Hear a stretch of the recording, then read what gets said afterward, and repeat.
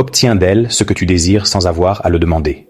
Tel est l'objectif de cette vidéo qui t'enseignera comment recevoir davantage que ce que tu espérais, simplement parce qu'elle voudra te l'offrir d'elle-même.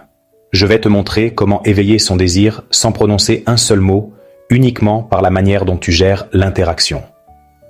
Aujourd'hui, tu comprendras pourquoi demander est un signe de faiblesse et comment projeter l'aura d'un homme qui n'a pas besoin d'autorisation. Alors, si ce type de contenu te plaît, mets un j'aime et allons droit au but. Frère, permets-moi de te poser une question directe. Combien de fois t'es-tu retrouvé à supplier pour obtenir de l'attention, à envoyer ce message de trop lorsqu'elle ne répond pas, à tenter d'expliquer pourquoi tu mérites son temps, ou à justifier pourquoi tu devrais être important pour elle? Si cela te semble familier, tu sais ce que cela fait d'être du côté faible du pouvoir. Chaque femme détecte cette sensation de désespoir avant même que tu n'ouvres la bouche. Ce n'est pas qu'elle possède un sixième sens, c'est que le besoin se ressent à distance. Lorsque tu ressens ce besoin, tu deviens immédiatement ordinaire. Un homme parmi tant d'autres qu'elles ont déjà vu 1000 fois.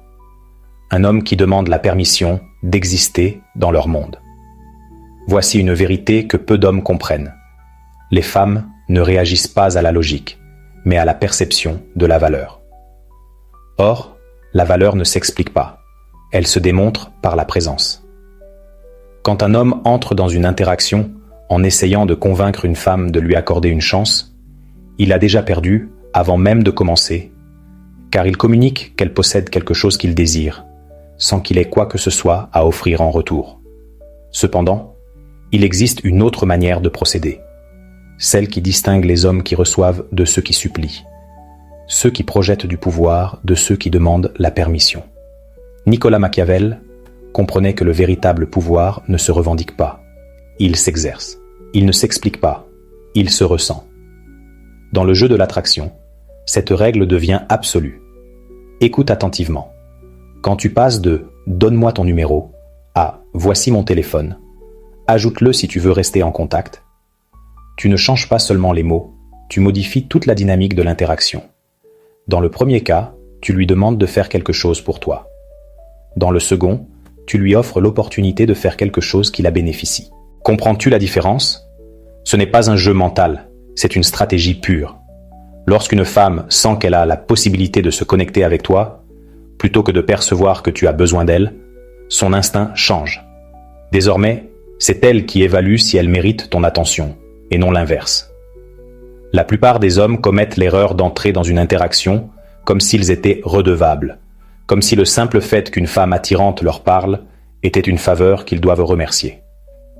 Cette mentalité les condamne dès le départ, car elle signale que leur valeur dépend de l'approbation féminine. L'homme qui comprend le pouvoir émotionnel agit différemment. Il ne cherche pas à impressionner. Il observe si elle peut l'impressionner. Il ne tente pas de gagner son intérêt. Il évalue si elle peut maintenir le sien. Cet échange mental génère un magnétisme que les femmes ne peuvent ignorer. Car, au fond, les femmes sont biologiquement programmées pour valoriser ce qu'elles doivent conquérir. Ce qui leur est offert sans effort perd rapidement de l'intérêt. Mais ce qu'elles doivent mériter, gagner, ou ce qu'elles risquent de perdre, active leurs instincts de compétition. Si ce contenu commence à t'ouvrir les yeux sur des vérités que tu ressentais sans jamais les formuler, je t'invite à t'abonner à la chaîne. Ce qui suivra dans les prochaines vidéos changera ta manière d'interagir avec les femmes. Tu dois être là pour ne rien manquer de cette stratégie. Le jeu ne fait que commencer. Et bientôt, tu apprendras comment contrôler le cadre de chaque interaction dès le premier instant. Maintenant que tu comprends que le pouvoir se projette et ne se demande pas, laisse-moi t'expliquer le concept qui sépare définitivement le chasseur de la proie, le cadre dominant. As-tu déjà été dans une conversation où tout semblait bien aller au début, mais où tu réalises soudain que c'est toi qui fais tout l'effort, qui pose les questions, qui cherche des sujets pour maintenir la discussion vivante? À cet instant, frère, tu as perdu le cadre. Et lorsque tu perds le cadre, tu perds tout le jeu. Le cadre est la structure invisible qui définit qui dirige l'interaction. C'est comme une danse où l'un impose le rythme et l'autre suit. Voici une vérité brutale. Les femmes suivent instinctivement l'homme qui contrôle le cadre, mais méprisent celui qui le perd. Réfléchis-y. Quand tu entres dans une conversation et que tu t'adaptes automatiquement à son énergie, à son humeur, à son rythme, tu envoies un signal clair. Son approbation est plus importante que ta propre direction. C'est elle qui fixe les règles et toi, tu les acceptes. Cela fait de toi un homme ordinaire parmi tant d'autres. En revanche, l'homme qui maintient son cadre agit différemment. Il ne s'adapte pas, il impose. Il ne réagit pas, il provoque des réactions. Sa présence est si affirmée qu'il devient naturellement le centre gravitationnel de l'interaction. Et quand cela se produit, quelque chose de fascinant se passe dans l'esprit féminin. Elle sent qu'elle doit le séduire. Machiavel parlait de l'importance d'être craint et respecté avant d'être aimé.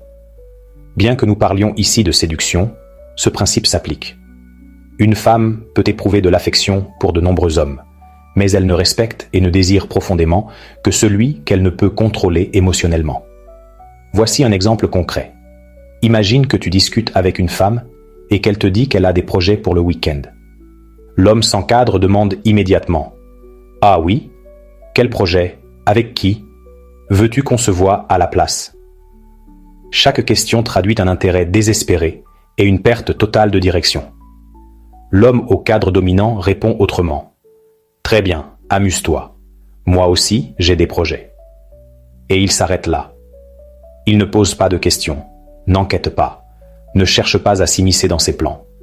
Il communique que son monde est tout aussi intéressant et complet, et que son attention ne dépend pas d'elle. Comprends-tu la différence? Dans le premier cas, l'homme devient un satellite orbitant autour de sa vie. Dans le second, il reste une planète avec sa propre gravité. Et c'est elle qui commence à graviter autour de lui. Voici le test le plus simple pour savoir si tu contrôles le cadre ou si tu l'as perdu. Est-ce elle qui ajuste son emploi du temps pour toi ou toi qui ajuste le tien pour elle? Est-ce elle qui te relance si tu ne réponds pas immédiatement ou toi qui prends toujours l'initiative? Est-ce elle qui cherche à t'impressionner avec ses histoires et ses réussites ou toi qui essaie constamment de prouver ta valeur? Les réponses à ces questions te diront tout sur qui contrôle la dynamique. Le cadre ne se déclare pas avec des mots. Il s'établit par le comportement, par la présence, par la tranquillité absolue d'un homme qui sait que sa valeur n'est pas négociable. Quand tu maîtrises ton cadre, quelque chose de magique se produit. Elle commence à se demander ce que tu penses d'elle. Elle analyse tes gestes, cherche des signes d'approbation, ajuste subtilement son comportement pour capter ton attention. En d'autres termes, elle commence à faire ce que la plupart des hommes font avec elle. Ce n'est pas de la manipulation, frère, c'est du leadership émotionnel. C'est montrer à une femme ce qu'est la présence d'un homme qui ne cherche pas de validation extérieure, qui est à l'aise dans sa peau, qui suit sa propre direction avec assurance. Le cadre dominant ne se proclame pas, il se vit. Et quand tu l'intègres pleinement, les femmes ne réagissent plus seulement différemment avec toi. Elles commencent à se concurrencer pour retenir ton intérêt. Mais maintenir le cadre n'est que la première étape. Ce qui transforme véritablement une femme en quelqu'un qui veut t'offrir plus que tu ne l'imagines, c'est de comprendre les déclencheurs psychologiques qui activent son désir de te récompenser. C'est ce que nous allons analyser dans le chapitre suivant. Maintenant que tu sais maintenir un cadre dominant, laisse-moi te révéler le secret qui distingue l'homme qui reçoit des miettes de celui qui obtient tout, les déclencheurs de récompense. Voici une vérité psychologique que la majorité des hommes ne saisit jamais. Les femmes valorisent intensément ce qu'elles doivent conquérir, mais perdent rapidement tout intérêt pour ce qui leur est offert sans effort. C'est une loi biologique, frère. Leur cerveau est conçu pour chasser ce qui est rare et ignorer ce qui est abondant. Imagine, si tu donnes toute ton attention, toute ta disponibilité, toutes tes émotions dès le premier jour, que reste-t-il à conquérir? Rien. Et quand il n'y a plus rien à conquérir, le jeu perd toute son excitation. Tu deviens quelque chose qu'elle possède déjà, et non quelque chose qu'elle désire posséder. Mais si tu comprends la mécanique du désir féminin, tu peux créer une dynamique différente. Tu peux faire en sorte qu'elles sentent qu'elles doivent mériter ton attention, gagner ton temps, faire un effort pour retenir ton intérêt. Et lorsqu'une femme ressent cela, elle commence à t'offrir des choses qu'elle n'aurait jamais données autrement. La technique s'appelle la rétention et la libération, et elle est redoutablement efficace lorsqu'elle est bien appliquée. La rétention signifie que tu ne donnes pas tout immédiatement. Tu ne réponds pas instantanément à chaque message. Tu n'es pas disponible à chaque fois qu'elle réclame ton attention. Tu ne dévoiles pas toutes tes cartes dès la première conversation.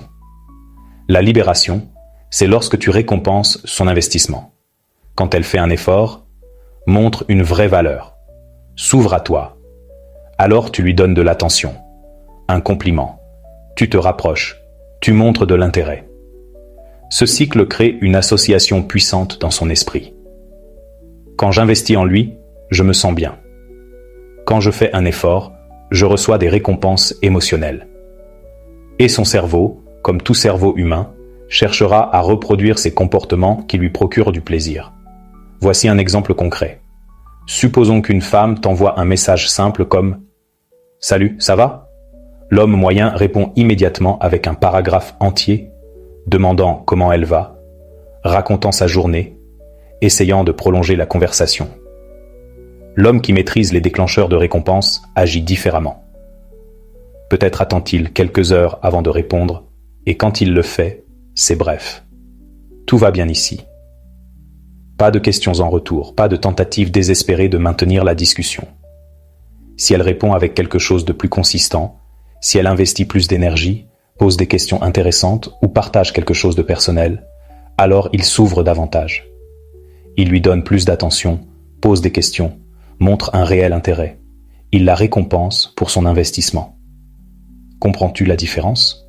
Plutôt que d'offrir tout gratuitement dès le départ, il l'incite subtilement à investir davantage pour recevoir plus. Ce n'est pas cruel, c'est stratégique. C'est comprendre que la valeur se perçoit, elle ne se proclame pas. Machiavel savait que le pouvoir réside dans le fait d'être nécessaire, pas dans celui d'être toujours disponible. Dans le jeu de la séduction, cela se traduit par être précieux, pas commode. Quand une femme sent qu'elle doit faire un effort pour retenir ton intérêt, elle te perçoit automatiquement comme plus précieux que l'homme toujours disponible. Mais attention, il y a une subtilité. Être trop retenu sans jamais libérer, c'est du rejet. Libérer sans rétention, c'est de la faiblesse. L'art réside dans l'équilibre entre les deux. Tu dois lire les signes. Quand elle fait un effort sincère, s'ouvre à toi, annule ses plans pour te voir, ou te contacte sans raison apparente, ce sont les moments pour la récompenser. C'est là que tu lui donnes plus d'attention, que tu la fais se sentir spéciale, que tu montres que son effort est apprécié. Au final, ce que tu crées est une relation basée sur le respect mutuel et un investissement équilibré. Elle apprend qu'avec toi, elle doit donner le meilleur d'elle-même, et toi, tu apprends à valoriser et récompenser ses efforts. Quand ce schéma s'établit correctement, quelque chose d'extraordinaire se produit. Elle ne se contente plus de te donner ce que tu demandes. Elle t'offre ce que tu n'avais même pas imaginé vouloir. Son plaisir ne vient plus du fait que tu supplies son attention, mais du fait qu'elle sent qu'elle a conquis la tienne. Tu possèdes maintenant les bases, projeter le pouvoir, maintenir un cadre dominant, activer les déclencheurs de récompense. Mais il manque une transformation mentale essentielle, celle qui rend tout cela naturel, et non une performance forcée. Nous arrivons au point où tout change, frère, car jusqu'ici, je t'ai donné des techniques. Maintenant, nous allons transformer ta mentalité, passer de la pénurie à l'abondance, de supplier des opportunités à devenir l'opportunité qu'elle recherche. Permets-moi de te poser une question honnête. Combien de fois es-tu entré dans une interaction avec une femme en te sentant redevable, comme si le simple fait qu'elle te consacre du temps devait être compensé par des efforts constants pour la divertir, lui offrir des cadeaux ou maintenir son intérêt. Cette mentalité, mon ami, est exactement ce qui te condamne à l'échec. Quand tu agis depuis la pénurie, tu communiques qu'elle est rare et que toi, tu es en manque. Qu'elle a de nombreuses options, mais toi, peu. Qu'elle peut se permettre d'être sélective, mais pas toi. Les femmes captent cette énergie avant même que tu ne prononces un mot. La réalité est tout autre. Toi aussi, tu as des options. Toi aussi, tu peux être sélectif. Toi aussi, tu peux évaluer si elle mérite ton temps, ton énergie, ton attention. Quand tu commences à agir selon cette vérité, tout le jeu s'inverse. La mentalité d'abondance ne signifie pas être arrogant ou méprisant. Cela signifie connaître ta propre valeur et la communiquer naturellement. C'est la différence entre « veux-tu sortir avec moi ?» et « je serai à tel endroit tel soir, viens si tu veux ». Note comment la dynamique change. Dans le premier cas, tu demandes qu'elle fasse quelque chose pour toi. Dans le second, tu lui offres l'opportunité de profiter de ta compagnie. Tu ne supplies pas sa présence, tu proposes la tienne. Cette subtile différence verbale reflète une mentalité totalement différente. Machiavel écrivait qu'il vaut mieux être respecté qu'aimé, car le respect naît de la valeur perçue, tandis que l'amour peut s'évanouir avec le temps. Dans le contexte de la séduction, cela signifie qu'il vaut mieux être désiré que nécessaire, car le désir se nourrit de l'incertitude, tandis que le besoin se nourrit du désespoir. Quand tu projettes l'abondance, quelque chose de fascinant se produit. Les femmes commencent à rivaliser pour capter ton attention. Tu n'es plus celui qui lutte pour se démarquer parmi leurs options. Ce sont elles qui rivalisent pour se démarquer parmi les tiennes. Mais voici ce qui est crucial. La véritable abondance ne se feint pas, elle se vit. Tu ne peux pas prétendre avoir des options si, intérieurement, tu te sens désespéré. Tu ne peux pas faire semblant d'être sélectif si, en réalité, tu acceptes la moindre miette d'attention. La transformation doit être authentique. Comment l'obtenir ? En construisant une vie réellement abondante, non pas forcément en termes de femmes, mais en termes d'objectifs, de passion, de projets qui t'enthousiasment. Quand tu as une mission, quand tu construis quelque chose d'important, quand tes ambitions dépassent la simple validation féminine, tu projettes naturellement l'aura d'un homme qui a mieux à faire que de supplier pour de l'attention. Regarde les choses ainsi. L'homme qui bâtit son entreprise n'a pas le temps d'envoyer 20 messages par jour à une femme qui ne répond pas. L'homme concentré sur son développement personnel n'a pas besoin de validation constante pour se sentir valable. L'homme qui mène une vie riche et variée ne dépend pas d'une seule personne pour son bonheur émotionnel. Et quand tu agis depuis cet état d'esprit, ta communication change radicalement. Tu ne dis plus « on peut se voir quand tu veux », mais « j'ai un créneau libre mardi soir si tu veux en profiter ». Tu ne demandes pas « qu'est-ce que tu veux faire ?» Tu proposes « allons dans ce lieu que je connais, tu vas aimer ». Tu ne supplies pas une réponse, tu communiques avec l'assurance d'un homme qui sait que, si elle ne respecte pas ton temps, d'autres le feront. Ce n'est pas de la froideur calculée, frère, c'est de l'autorespect incarné. C'est comprendre que ton temps, ton énergie et ta présence ont une véritable valeur. Une femme qui reconnaît cette valeur mérite un accès complet à ton monde. Quand cette mentalité devient naturelle, quand tu vis véritablement dans l'abondance plutôt que de la feindre, les femmes le ressentent. Elles perçoivent qu'elles sont en présence d'un homme qui n'a pas besoin d'elles, mais qui pourrait les choisir. Cette subtile différence déclenche leur désir le plus profond, celui d'être l'élu de quelqu'un qui ne choisit pas n'importe qui. Le résultat, tu n'as plus besoin de demander. Tu n'as plus à supplier pour de l'attention, à mendier des réponses ou à convaincre quiconque que tu mérites son temps. Tu vis simplement ta vie, tu communiques ta valeur naturellement, et tu attires les femmes prêtes à investir en toi. Tu possèdes maintenant la carte complète, projeter le pouvoir, maintenir un cadre dominant, activer les déclencheurs de récompense, adopter une mentalité d'abondance. La prochaine étape est d'appliquer tout cela de manière intégrée. Car, au fond, obtenir ce que tu veux sans le demander n'est pas une technique, c'est un mode de vie. Frère, ce que tu viens de lire n'est pas une théorie abstraite. C'est une feuille de route pour cesser de quémander de l'attention et commencer à recevoir ce que tu mérites. Il te revient maintenant de la mettre en pratique, de la ressentir et de la maîtriser. Abonne-toi à la chaîne pour ne manquer aucun élément de cette stratégie. Et voici mon invitation. Partage en commentaire un conseil que tu donnerais à un autre homme pour améliorer son jeu. Partage une stratégie qui fonctionne dans ta vie, qui pourrait ouvrir les yeux à un autre frère sur ce même chemin.